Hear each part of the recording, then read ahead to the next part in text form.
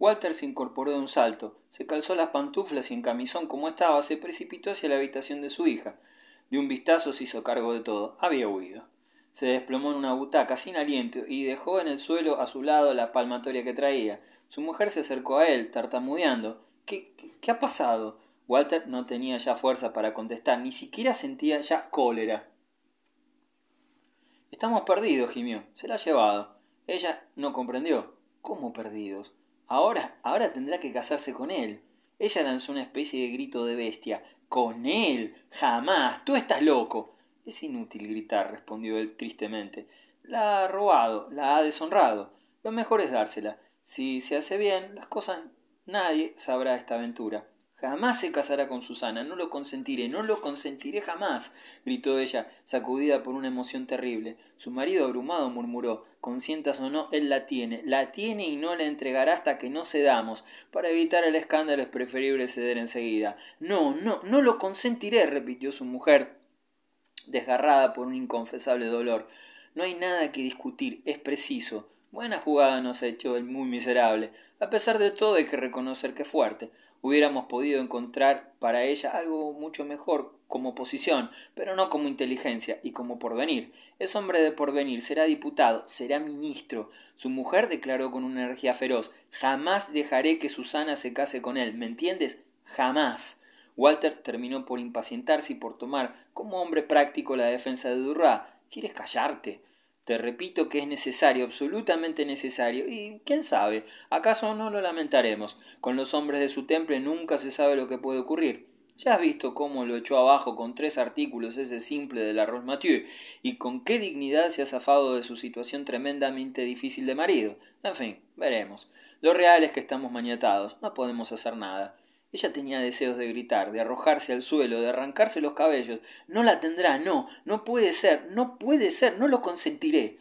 Walter se levantó, tomó su palmatoria y replicó, vaya, eres estúpida como todas las mujeres. Jamás hacen nada sino por pasión. Son incapaces de adaptarse a las circunstancias. Estúpidas. Yo te digo que se casará, es indispensable. Y se marchó, arrastrando sus pantuflas. Atravesó, fantasma cómico en camisa de noche, el largo corredor del caserón dormido y entró sin hacer ruido en su habitación. Su mujer permanecía de pie, desgarrada por un intolerable dolor. No tenía todavía noción clara de lo que pasaba, sufría simplemente. Al cabo de un largo rato comprendió por fin que no podía seguir así, inmóvil, hasta que llegara el día. Sentía un violento deseo de escapar, de correr delante de sí misma, de buscar ayuda, de ser socorrida. ¿A quién podría recurrir? ¿Quién podría auxiliarla? ¿Un hombre? No lo encontraba. ¿Un sacerdote? Sí, un sacerdote. Se arrojaría a sus pies, le confesaría todo, su falta y su desesperación. Él comprendería que ese miserable no podía casarse con Susana y lo impediría. Necesitaba un sacerdote enseguida, pero ¿dónde hallarlo? ¿Dónde ir a buscarlo? Sin embargo, no podía permanecer así. Surgió entonces ante sus ojos como una visión la imagen serena de Jesús caminando sobre las aguas. Lo vio como lo veía al contemplar el cuadro. Parecía llamarla, decirle ven, arrodíllate a mis pies, yo te inspiraré. Tomó la bujía y se dirigió al jardín de invierno. El cuadro estaba en el fondo de un camarín cerrado con una puerta vidriera para resguardarlo de la humedad. Era una especie de capilla en un bosquecillo de árboles exóticos. Cuando llegó allí, como nunca lo había visto, sino a plena luz, se sintió sobrecogida en aquella profunda oscuridad. Las plantas del trópico, con su pesado aliento, hacían densa la atmósfera que se respiraba en aquella extraña selva, encerrada bajo una cúpula de cristal. Experimentaba una sensación de placer y malestar a la vez, una sensación confusa de voluptuosidad y de muerte. La pobre mujer avanzó lentamente, impresionada por las tinieblas, donde las plantas, a la luz errante de la bujía, asumían apariencias de monstruos, de seres extravagantes y deformes. De pronto divisó el Cristo, abrió la puerta del camarín y cayó de rodillas. Ahora al principio, desatinada, balbuceando palabras de amor, invocaciones ardientes y desesperadas, luego más serena, alzó los ojos hacia él y permaneció largamente sobrecogida de angustia. Tanto se parecía a Bellamy en la claridad temblorosa de aquella luz que lo iluminaba apenas, y de abajo que no era ya Dios, era su amante el que la miraba. Veía en él sus ojos, su frente, la expresión de su rostro, su aire frío y desdeñoso. Jesús, Jesús, Jesús, balbuceó, y la palabra Jorge le quemaba los labios. De repente pensó que acaso en ese mismo momento él acariciaba a su hija. Estaba solo con ella en alguna parte, en una alcoba. Él con Susana. Jesús, Jesús, repitió, pero pensaba en ellos, en su hija y en su amante. Estaban solos en una alcoba, y era de noche. Los veía tan claramente que estaba ahí, en el lugar del cuadro.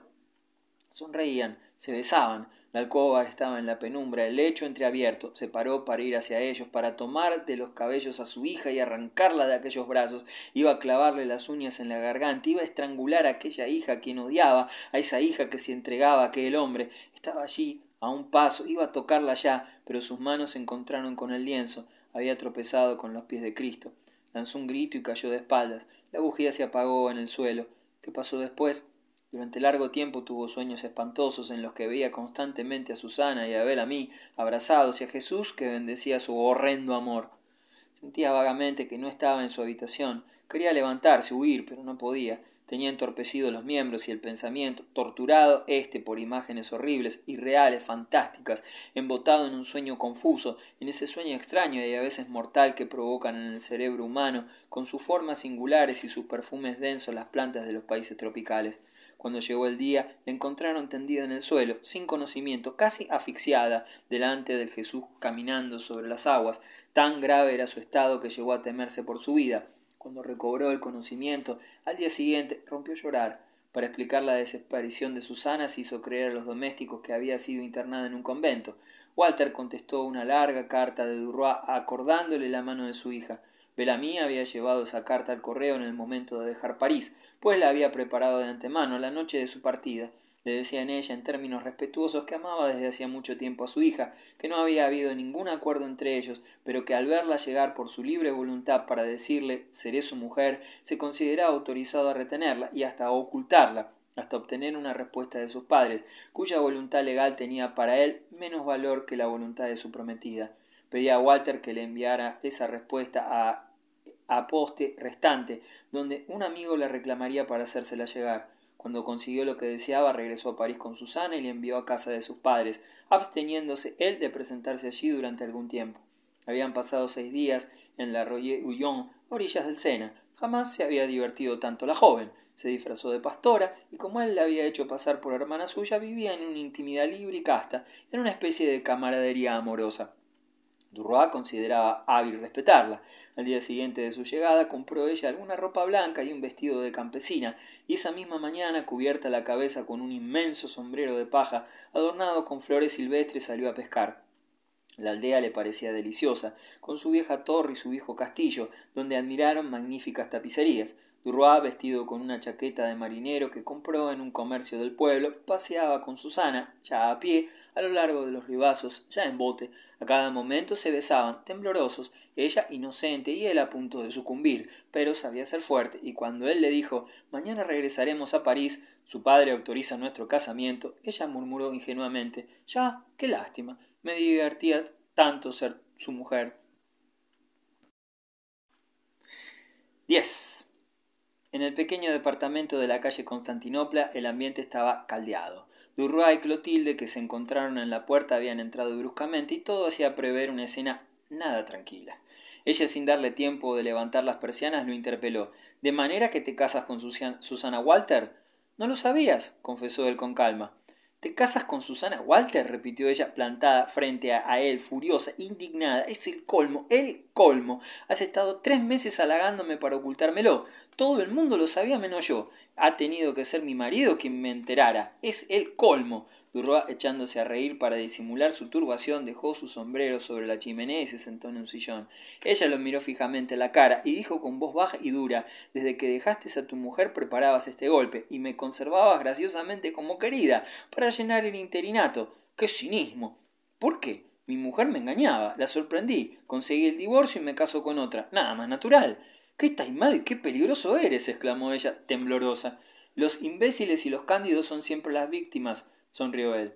«No haberte conocido desde el principio, pero ¿cómo iba a pensar que fueras tan miserable?». Él asumió un aire digno. «Te ruego que moderes tu lenguaje». «¿Cómo? ¿Ahora pretendes que me ponga guantes para hablarte? Te has portado conmigo como un infame desde que te conozco y te ofendes porque te lo digo. Engañas a todo el mundo, explotas a todo el mundo, buscas tu provecho en todo, sacas el dinero de cualquier parte y quieres que se te trate como un hombre honrado». Él se levantó tembloroso los labios. «Cállate o te hago salir de aquí».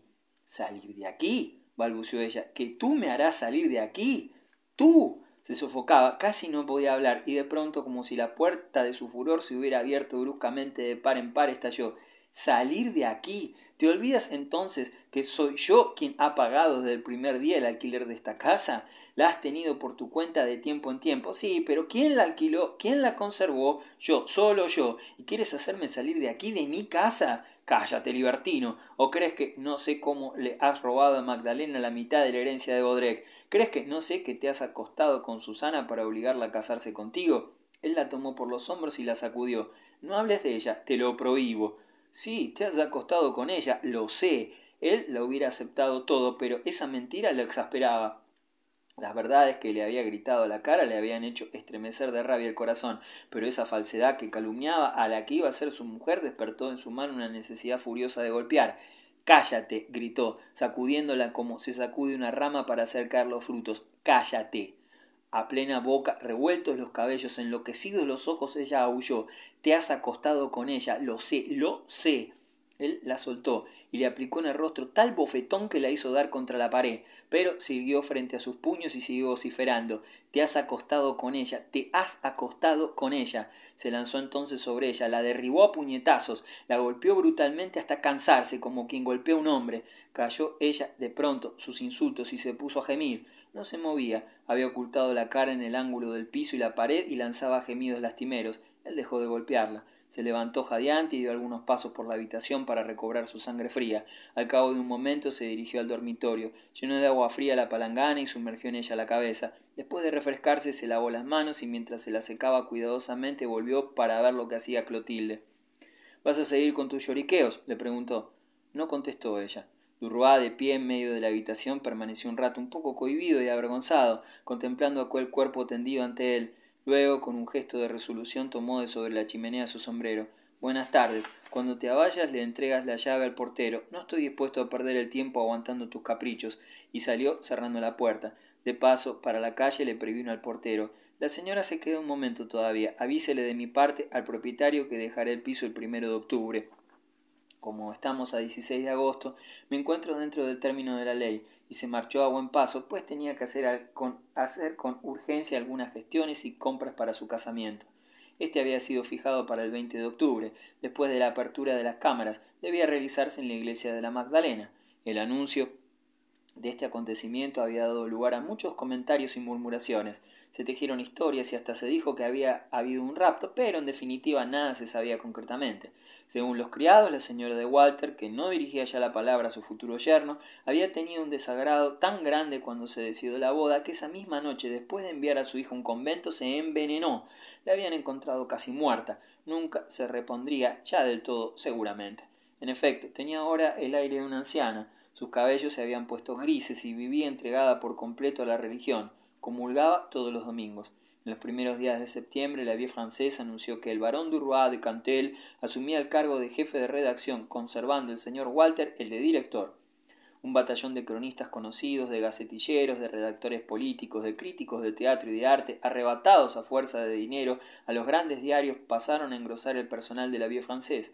Los viejos periodistas, los periodistas graves y respetables, no se encogían ya de hombros al hablar de esta, cuyo éxito rápido y completo había hecho olvidar el menosprecio y el desvío con que la consideraban en los primeros tiempos. El casamiento de su redactor en jefe fue lo que suele llamarse un acontecimiento parisiano, pues Durois y los Walter despertaban desde hacía algún tiempo la curiosidad pública. Toda esa gente que solía verse citada en los ecos se prometió asistir a la ceremonia.